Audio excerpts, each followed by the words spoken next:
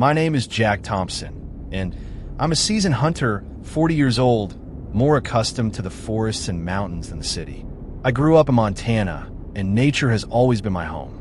It was a cold winter morning in Glacier, the national park I knew like the back of my hand, where the snow blanketed the ground like a white quilt, reflecting the weak morning sun. I had decided to head out on a solo expedition, a common practice in my life. However, that day, I felt that something was different. The air was heavy, and there was an unsettling silence, as if even the birds had chosen to hush in response to the tension in the atmosphere. As I walked, carefully placing each step to avoid leaving too obvious a trail, something on the ground caught my eye. It was tracks, not the usual deer prints, but much larger marks, deep enough to suggest that a huge animal had passed through. A mix of curiosity and caution began to swell within me. My hunting instincts were irresistible, and I decided to follow those tracks, even though a small voice inside me urged me to turn back. The sun was starting to set, and the golden light was fading into long, ominous shadows that danced among the trees. The scene, which normally brought me peace, felt different, as if the forest was welcoming me into a dark secret. I followed the tracks to a clearing, a sight that could have been plucked from a fairy tale. Trees covered in frost crystals and pure air that seemed to vibrate with a subtle energy. But upon reaching the center, I was struck by confusion. The tracks simply stopped abruptly, as if the creature that made them had vanished. My hands began to sweat inside my gloves, and a shiver ran down my spine. As a hunter, I was used to seeing signs, but never anything so incomprehensible. I decided it was time to head back to the cabin, even with the nagging feeling that I was being watched. That night, as I warmed myself by the fireplace, the crackling of the fire couldn't chase away the chill I felt in my spine. Then a sound interrupted my thoughts, a persistent scratching outside on the wood. My heart began to race, and memories of the disappearing footprints haunted me. It felt as if the shadows were dancing in the lantern light, and the atmosphere in the cabin grew oppressive. With my mind racing and imagination swirling, I couldn't shake the feeling that those tracks weren't just a whim of nature, but a warning, an alert about something I couldn't grasp. I remained awake all night, the hours stretching like minutes. My questions were endless, and the solitude of the cabin felt like a prison. There was a sense that the forest was alive, watching every movement, every breath. No sound repeated itself. It was as if silence was playing tricks on my mind. Those footprints, whose origin I could never explore, were a constant reminder that some mysteries are better left unanswered. That experience haunted me for weeks. Although I tried to rationalize what I'd seen, the truth was that something was hidden beneath the snow, something that didn't belong to my understanding. I even groped for different explanations, looking up references in books about wildlife, but nothing fit with the reality I had experienced. The winter snowstorms, which had once been my arena for solitary adventures, now became a grim reminder that I wasn't the only one traversing those trails. As the days passed, nature taught me to respect its boundaries. The trees continued to grow, the snow to fall, and the mystery of the vanished footprints became part of a new understanding, that the forest holds secrets that are not meant to be uncovered. The truth, as strange as it was, seemed intimately tied to the very essence of the place. Mystical, frightening, and infinitely ancient. Sometimes, not knowing is better than confronting the truth that lies hidden beneath the snow. In the end, I decided that a part of me belonged to those forests, but what they hid was not something my mind or heart could bear.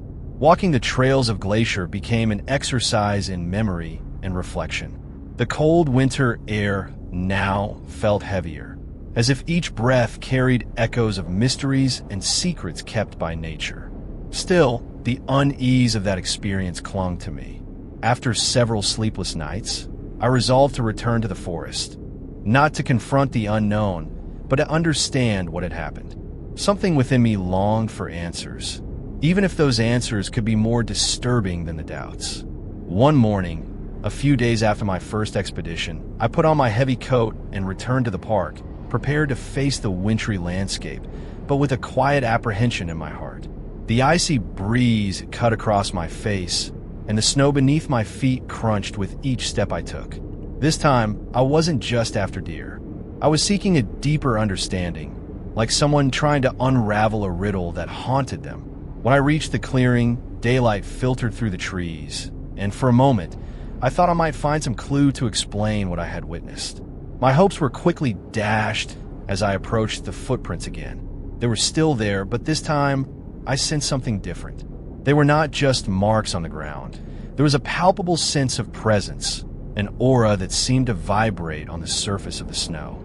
My muscles tensed, and at the same time, a feeling of curiosity enveloped me.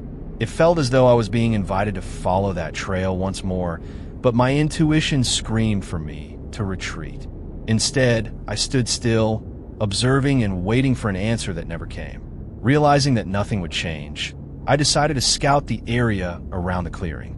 The sunlight was beginning to wane, and the shadows cast by the trees grew longer, like claws ready to close in on me. At one point, I heard a rustle among the leaves and breaking branches. My heart raced. I turned quickly, but when I looked, there was nothing in sight. The forest had this unsettling ability to toy with the mind of anyone who ventured into its territory, as if something out there wanted me to see it, yet wasn't willing to reveal itself. The sharpened senses of a hunter began to awaken, and the experience, which should have been exhilarating, transformed into a mix of fear and enchantment.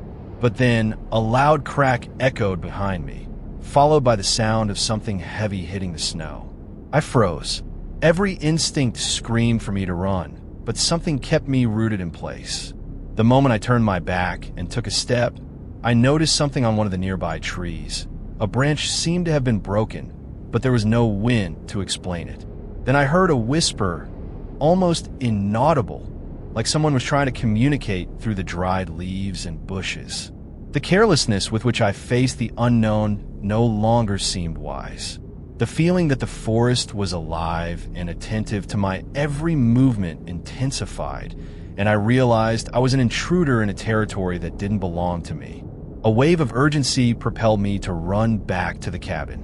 The route home, which had once felt familiar, now transformed into an unbroken sequence of shadows moving around me. Each step I took felt as if something was following me, breathing alongside me, but always at a safe distance. Finally, I reached the cabin, forcefully locking the door behind me. Leaning against the weathered wood, I reflected on everything I had witnessed and how the footprints had simply vanished in the clearing. I decided that some truths would never be revealed. The experience had already altered my perception and understanding of what that forest sheltered. I spent the night awake, listening to the wind howl and the snow accumulating outside. In the days that followed, although the thoughts continued to torment me, I resolved to learn to accept the uncertainty. Glacier's forest, with its untold stories, had become a mystery I would respect, not by fighting it, but by admiring its dark beauty and how it added to the realm of imagination. One clear morning, I watched a herd of deer passing by calmly, as if they were oblivious to the happenings around them. Perhaps the true wisdom lay in knowing that not all mysteries are meant to be solved, and that some experiences, no matter how bizarre, deserve to be respected. The following day dawned bright, with sunlight reflecting on the snow like a new beginning. The cold was biting, but there was a sense of renewal in the air. Even so, the memory of the clearing and the footprints remained alive in my mind, like a constant whisper. I decided to share my experience with other hunters I knew, hoping that by sharing this burden, I could finally find some relief. Gathering with a group at a local cafe, I managed to capture their attention as I described the footprints and the strange feeling in the forest. Reactions varied between skepticism and curiosity. One of the elder members of the group, a man named Earl, looked at me seriously and remarked that the forests of Glacier had stories dating back to ancient times, legends about creatures and spirits that wandered through the snow. His statement awakened a new stream of thought within me. I began to understand that the forest had its own secrets, and perhaps it was all part of a natural cycle that I, as a mere hunter, could never fully comprehend. Earl's legends and those of other hunters began to echo in my mind, shifting the way I perceived the nature around me.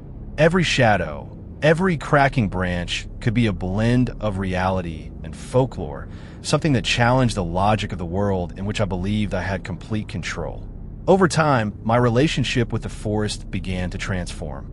Instead of viewing it as a territory to be conquered, I started to see it as a sacred place, filled with mysteries that deserved respect.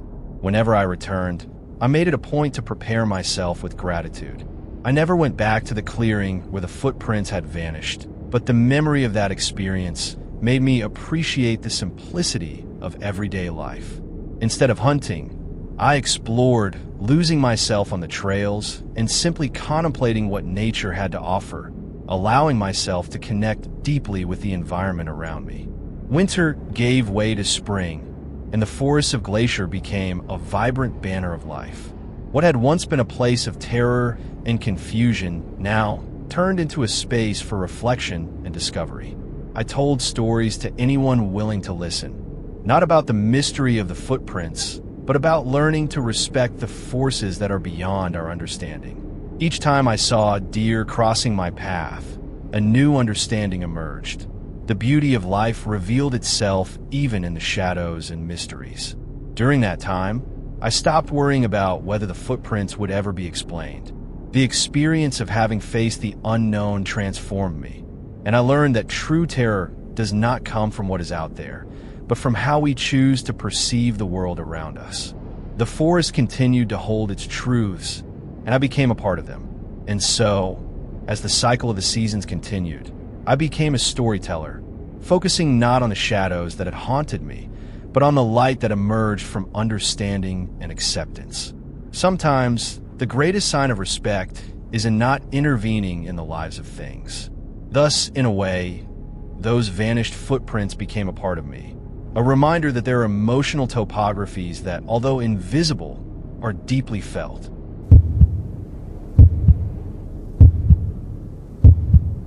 Sarah and I had always been passionate about nature, and the Black Hills of South Dakota were our favorite sanctuary.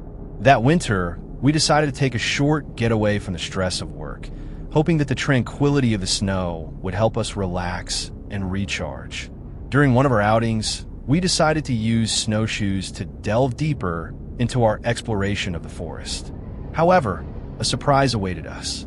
As we ventured on, a sudden snowstorm caught us off guard. The blue sky that had stretched above us quickly vanished into a gray shroud, and the temperature plummeted sharply, cutting like a knife. As the cold intensified and visibility became nearly non-existent, we needed to find shelter, and fast. That's when we spotted a cabin, hidden among thick trees and laden with snow. The structure seemed almost forgotten, as if time had decided to overlook it. As we approached, a chill unrelated to winter settled deep in our bones. The moment we stepped inside, a shiver ran down my spine. The air felt heavy, oppressive, better described, as if an invisible weight hung over us.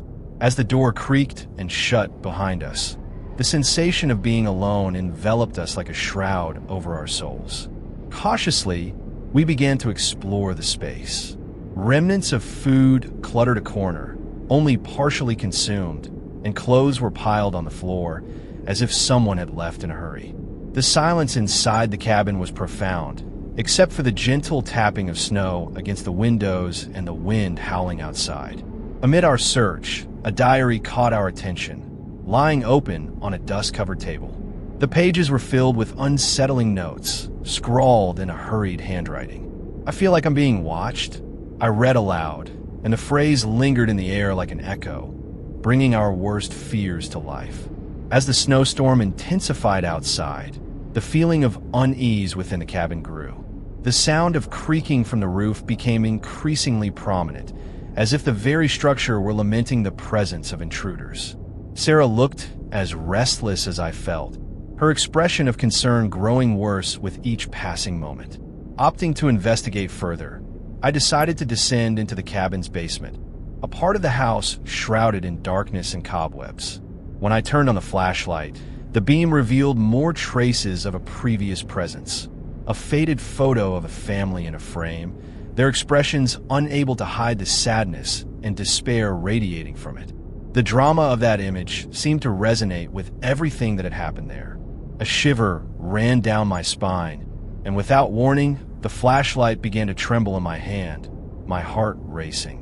I bolted back upstairs, where Sarah was waiting, her eyes reflecting the same fear I felt. We decided we couldn't stay there any longer. The storm had become more than just a force of nature. It had morphed into a metaphor for what surrounded us. We never knew who had lived in that cabin before, or what had led them to abandon it abruptly. It was the uncertainty that troubled us the most. The weight of the diary's words, the somber gaze of the photo, everything seemed to follow us like shadows. As we embraced the door once more, the wind greeted us like an icy acquaintance, and the snow swirled around us. As we walked away from the cabin, I felt an urgent need to escape that place, but a part of me wanted to look back, as if something were still calling us. There was a sense that the walls of that cabin held secrets that would never be revealed, as if the storm was merely camouflaging something much bigger and more terrifying. The journey back to the car was a mix of relief and unease. The trees appeared taller, more menacing, and somehow, the forest had transformed into a labyrinth of conflicting emotions. At times, the feeling of being watched resurfaced, and I wondered if we truly were alone after everything. The snowstorm had become not just a natural phenomenon, but a haunting reminder of what might be hiding in the shadows of the forest around us. Each crunch of snow under our feet seemed to amplify the sensation that we were being observed, as if something or someone was trailing our exit from the cabin. When I finally spotted the car, a temporary relief washed over me. However, as we entered, I closed the door with a deep sigh, still feeling the tension of the cabin and the sense that we were running from something. As we pulled away from the location, the wind howled and snowflakes pelted the windshield heavily, almost as if trying to keep us there. Our conversation grew subdued, each of us attempting to suppress our thoughts, but the silence was uncomfortable. Sarah finally broke the barrier, her voice trembling. "You felt that too, didn't you?" I felt a knot form in my throat. Yes, I had felt it, and the grittiness of that experience still left me unsettled. As we drove toward the nearest town, the forest began to fade from the rearview mirrors. Even with the distance between us and the cabin, a heaviness lingered in our hearts. What had happened there? Questions danced above our consciousness as we tried to process the emotional weight of the experience. I even wondered if I would ever bring friends or family to spend time in Black Hills again. After that adventure, the forest felt both special and terrifying at the same time. On the way, we decided to stop at a small cafe to warm up and calm our nerves. The smell of fresh coffee and the warmth of the space made us feel a bit safer, but the image of the cabin and the lingering unease still persisted. We discussed what we had found, and each detail we revisited seemed to gain new weight. What if those who left the cabin never really left? Sarah asked, her expression filled with concern. Her question hung in the air like a shadow, and I couldn't shake the idea. In that moment, the cafe no longer felt so cozy. I looked out the window, watching the snowflakes gently falling outside. The people passing by seemed oblivious to what had occurred. Their laughter and chatter were reminders of normalcy, while we were immersed in an unusual reality. From then on, each visit to Black Hills transformed into a reflection on the fragility of life and the stories hidden within the forests we loved so much. As the sun began to set, we decided it was best to leave and head home. The car was enveloped by fog, and I returned to driving along the winding road, but the tension never truly dissipated. The experience in the cabin would leave marks on us, a reminder that the beauty of nature can also harbor horrors that are not always visible. As I left the forest behind, I realized the journey was not just physical, it was mental and emotional, a journey that would resonate in our hearts and minds for a long time. After a few days, we tried to return to normal life, but the echo of the cabin lingered in our conversations. It became a topic we delved into occasionally, but always with a hushed respect. What happened in that cabin? To whom did those clothes belong? And why did someone feel watched? These unanswered questions remained like shadows in our memories. It was hard to go through the days without looking over our shoulders, but somehow, the experience also united us in a unique way.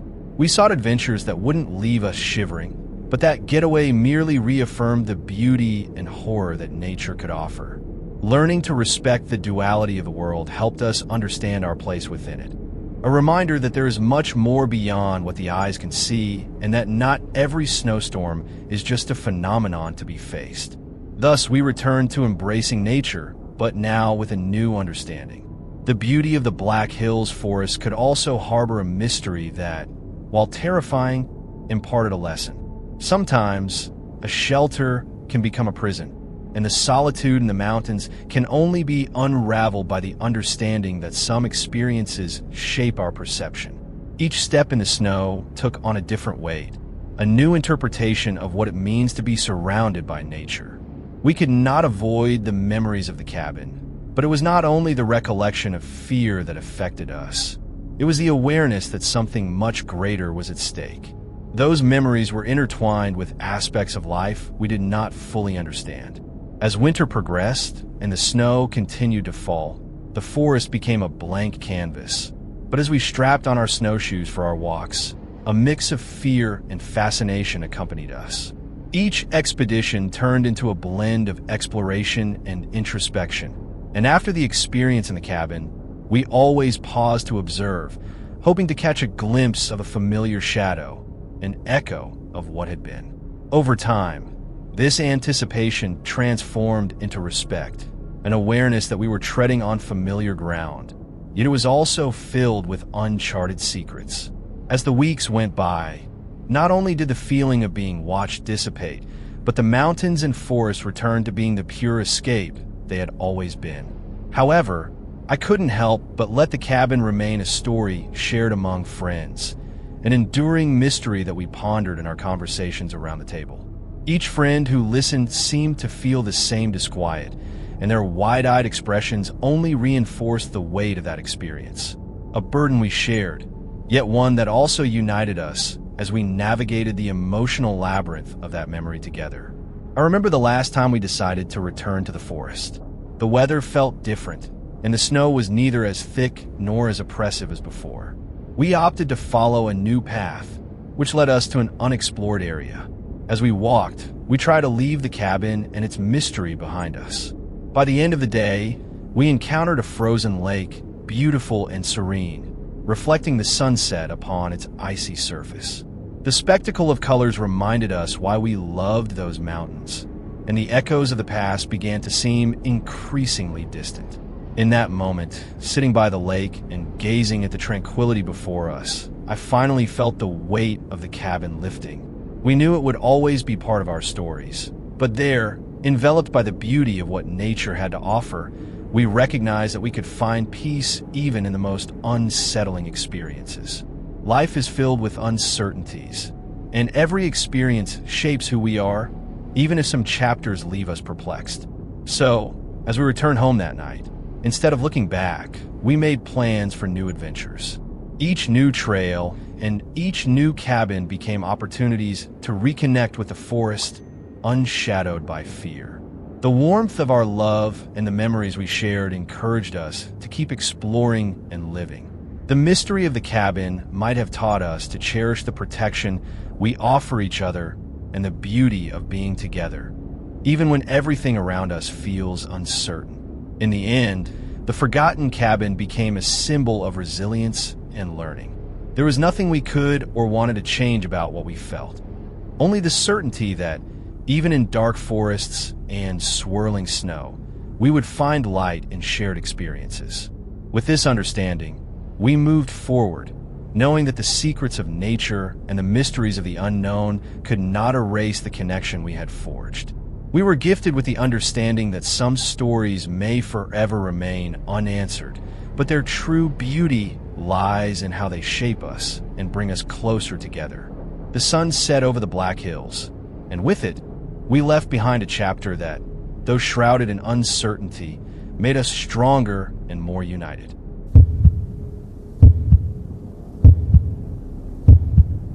My name is Tom Mitchell, and as the father of a 10-year-old boy, Jake, I've always sought ways to spend quality time with him, away from the distractions of everyday life. During a particularly harsh winter, we decided to go ice fishing at Mirror Lake in New Hampshire. It was a freezing morning, and as we arrived, the sun's rays reflecting off the frozen lake created a magical sensation, like a gigantic, endless mirror. The scents of snow and fresh air were invigorating, and Jake's excitement was contagious as we set up our fishing gear. After making a hole in the thick layer of ice, dipping our hooks into the cold water brought a delightful thrill. As we waited for the fish to bite, we laughed together, sharing stories about the times I had fished as a child. The cold made our faces flush, but the joy of being there together warmed me from within. However, as the hours passed, a strange feeling began to poke at me. Something around us felt different, a tension in the air that I couldn't quite explain. It was then that I noticed something unusual near our fishing hole. A large circular mark was etched into the ice, clearly visible against the pristine white snow. The contour of the mark was so perfect, it seemed drawn by an invisible hand. A chill ran down my spine. Jake and I exchanged nervous glances, a silent understanding of discomfort pulling at our heightened sensitivities. However, true concern set in when the first cracking sounds began to echo beneath our feet. The ice around us started to fracture, a deep and threatening rumble announcing its presence. Nervousness took over, and the pounding of my heart felt louder than the cracks. Looking around, I realized there was no one nearby, just the two of us and the vast, white expanse of the forest surrounding us. Instinctively, we began to move toward the edge of the lake, but the curiosity of what had caused that mark flickered inside me like a flame. "Let's find out," Jake declared, full of courage. I couldn't ignore his determination, so I allowed him to approach the edge of the mark. However, as he leaned in, the ice beneath us made a deafening noise, almost like a warning. A protective instinct surged within me, and I shouted, "Stay back, Jake." In an instant, I yanked him back, and as I did, I heard a terrifying sound. A black fissure opened beneath his feet, as if a voracious mouth was about to swallow us whole. Desperate, we grabbed our things and took off running. Each step felt heavier, and the path back to the car seemed to stretch into eternity. The cracking of the ice echoed in our ears, as if something down below was still watching and waiting. Fear dominated the situation, and I couldn't help but think about what could have caused that mysterious mark, so intriguing yet terrifying at the same time. Finally, as we reached our vehicle, still in shock, I glanced back, my breath still racing. The mark in the ice was now covered by a thin layer of snow, leaving only a hint of what it might have been. It was as if the lake was trying to hide any evidence of something unusual that may have occurred. We never discovered what caused that mark, but the memories of that day lingered in my mind like a vivid nightmare. Since then, every time we returned to the lake in the winter, an unsettling and strange sensation accompanied me. The cold was no longer just a physical sensation. It now held an emotional connotation, a reminder that there was something deeper beneath the surface of the ice. The fear that something was watching, lurking in the depths, never left me. Each visit to the lake became an internal struggle between the desire to enjoy quality time with my son and the dread that the mysteries of the lake might exact a price. Thus, despite the beauty of the scenery and the memories we built there, the mark in the ice had become a symbol of caution. In our conversations, we tried to laugh about what had happened, but there was a thread of tension in our voices that couldn't be ignored. Jake, still brave, looked at me for reassurance, and no matter how much I tried to project an appearance of bravery, what I experienced at the lake left me unsettled. Most children have vivid imaginations, and I worried that the memory of the mark in the ice could become a burden for him. I decided that instead of allowing him to give in to fear, we needed to transform it into a learning opportunity about nature and its depths. With that in mind, I decided we should return to the lake the following weekend, but with a different approach. Instead of focusing on fishing, I talked to Jake about exploring nature and respecting its mysteries. I wanted him to see the beauty and vastness of the place, rather than dwell on the fear of that mark. Our dialogue intensified, and we discussed aquatic life and what lay beneath the surface of a lake. Not just the fish, but all the mysteries that our natural world presents to us. When we finally returned to Mirror Lake, the weather was much more inviting than before, with a clear blue sky and bright sunshine. The first thing I noticed was how different the lake looked without the heavy snowfall. The outlines of the surrounding vegetation were now sharper, and everything that once seemed threatening now offered an unexpected comfort. Jake was excited, his confidence renewed by our previous conversations. We decided to walk around the lake, paying attention to the sounds around us. We could hear the icy waters moving beneath the layer of ice, and nature felt more alive than it had during our last visit. As we walked, we talked about the possibility that the mark could simply be a natural formation, a phenomenon that we didn't need to fear. At the same time, we remained alert to any cracking sounds reverberating beneath our feet. The awareness of nature enveloped us, and slowly, I could see happiness shining in Jake's eyes.